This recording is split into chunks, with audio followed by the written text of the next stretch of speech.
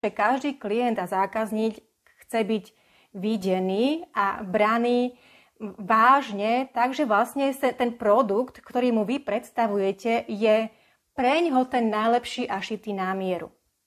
A to sa naozaj vylučuje s tým, keby človek ako predajca alebo obchodný zástupca, realitný makler, poisťovací agent, ktokoľvek, kto bude pozerať tento webinár, išiel si stále len svoje a tým pádom zdržiaval toho klienta.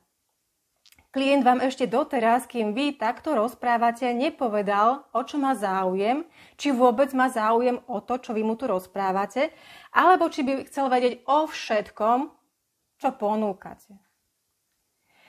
Dneska je doba veľmi rýchla. Človek chce dostať svoje a ísť ďalej.